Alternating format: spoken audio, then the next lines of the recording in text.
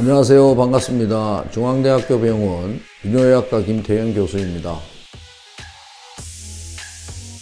요실금이라고 하면 말 그대로 내 의지랑 상관없이 소변이 새는 겁니다.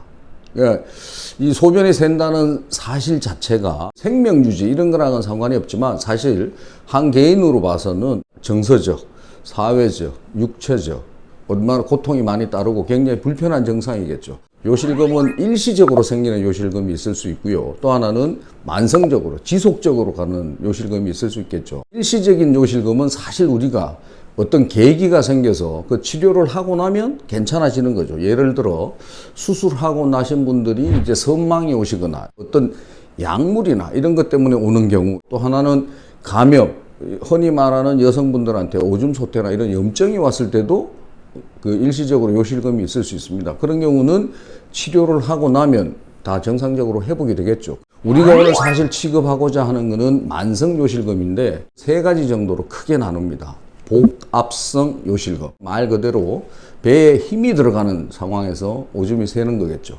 배에 힘이 들어가는 게 어떨 때죠? 우리가 흔히 기침, 그죠? 재채기, 세게 웃을 때, 달리기, 줄넘기, 흔히 계단이나 이런 거 올라갈 때 자기 의지랑 상관없이 나는 새고 싶지 않은데 실제 소변이 새는, 영어로는 스트레스라는 표현을 합니다. 그때 소변이 샌다. 또 하나는 절박성 요실금이 있습니다. 절박성은 말 그대로 소변이 굉장히 절박하게 쌀 것 같은 상황, 이래서 화장실 종종 가다가 실제 실수를 하는 거겠죠. 그런 경우에 절박성 요실금이라고 하고, 복압성 요실금, 절박성 요실금, 이게 합쳐진 경우 복합성 요실금, 이렇게 세 가지로 분류하고 있습니다. 해먹이라는 거 있죠. 여성의 골반 구조는 그렇게 되어 있습니다. 이 단단한 해먹이 있고 거기 밧줄이 연결이 되어 있기 때문에 방광, 자궁, 난소 이런 게 빠지지 않거든요. 만약에 이 구조물이 상처를 받거나 이래서 손상을 받는 상황이 생기면 이런 일이 생길 수 있겠죠. 제일 대표적인 게 분만입니다.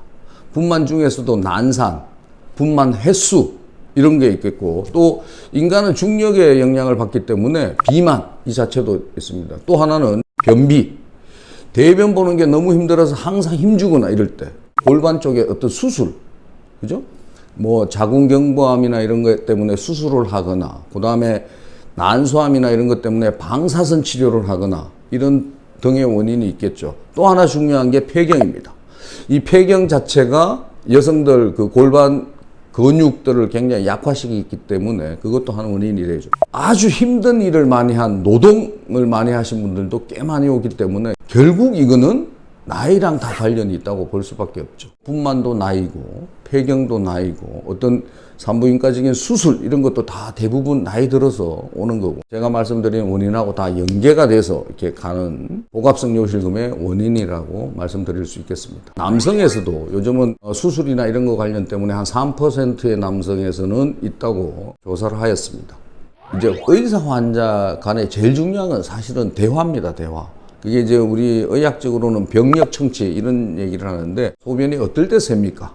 물어볼 거고, 그분이 기침할 때요, 재채기 할 때요, 줄넘기 할 때요 이렇게 세면 이거는 복압성 요실금이라는 진단을 우리가 붙일 수 있는 거고, 신체 검사를 해야 되겠죠. 이 구조에서 뭐 방광이 빠져나오거나 직장이 빠져나오거나 자궁이 빠져나오거나 이런 게 있을 수 있거든요. 그런 게 있다 없다를 체크를 합니다.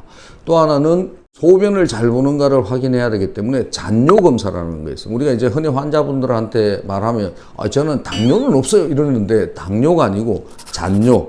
소변을 보고 나서 방광에 오줌이 남아 있느냐 없느냐, 염증이 있느냐 없느냐, 이게 중요하기 때문에 소변 검사, 배뇨일지라는 게 있습니다. 이분이 소변 보는 행태를 어떻게 일기처럼 배뇨일기라고도 표현을 하는데 그거를 좀 작성을 하고요. 또 하나는 패드 테스트라고 합니다. 그러니까 실제 패드를 하고 이분이 일상생활을 하면서 실제 젖는지 안 젖는지. 복압성 요실금이 다른 과민성 방광이나 이런 뭐 요소랑 같이 중복이 될 수 있기 때문에 그런 기타 등등의 검사를 하고 수술이 결정이 되면 조금 복잡한 요역동학 검사라는 것을 시행하게 됩니다. 복합성 요실금은 기본적으로는 수술적인 치료가 필요하다 이렇게 이해를 하셔야 될 것 같고요. 실제 시간도 많이 안 걸리고 한 15분에서 30분이면 수술이 되고요.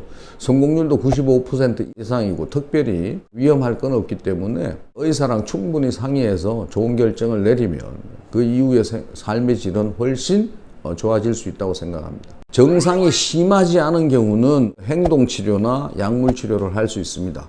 물론 행동치료, 약물치료를 두 가지를 병행하는 경우가 효과는 더 좋다 할 수 있고요. 보통 배뇨일지는 3일 내지 7일 정도 작성을 하는데 그거를 우리가 보고 이 환자분의 배뇨 패턴이 어떤지를 파악을 하게 됩니다. 그래서 배뇨가 뭐 200, 250 쭉 보다가 뭐 30씩 이렇게 봤다. 예를 들어. 그러면 30씩 보는 거는 사실 소변 볼 필요가 없는 거죠. 그럴 때는 이때는 피하세요 이렇게 권유를 해드리고, 또 하나는 방광이나 이런 데 자극적인 음식을 좀 피하는 게 좋습니다. 대표적인 게 카페인이고요. 복합성 요실금의 원인이 비만이라고 했었잖아요. 그리고 변비도 있다고 그랬잖아요. 변비를 해소해야 되고 비만도 다이어트해서 살을 좀 체중을 줄이라 하는 거고, 또 하나는 골반 근육 운동이라고 있습니다. 아마 지금은 모든 여성분들이 알고 계시거나 들어봤을 텐데 케겔 운동이라는 게 있습니다. 그게 상당히 도움이 될 수는 있습니다. 어떤 분들은 가끔 아랫배에 힘을 줘요. 이 아랫배에 힘을 주는 거는 사실 더 악영향이거든요. 이거는 그야말로 쥐를 포함한 항문에 힘을 주는 겁니다. 변이 마려울 때 참는 그런 정도의 운동을 해야 되고, 저는 환자분들한테 3하고 10을 기억하라고 합니다. 하루에 3초씩 10번, 또 10초씩 3번 이렇게 하라 권유를 하고 있습니다. 운동 열심히 하시고 체중 관리하시고, 또 이런 병이 왔을 때 당황하지 마시고, 사실 우리나라처럼 의료 접근성이 좋은 나라가 없기 때문에 병에 대해서 이해를 하고 치료가 가능하면 빨리 치료하는 게 좋지 않나 그렇게 생각합니다.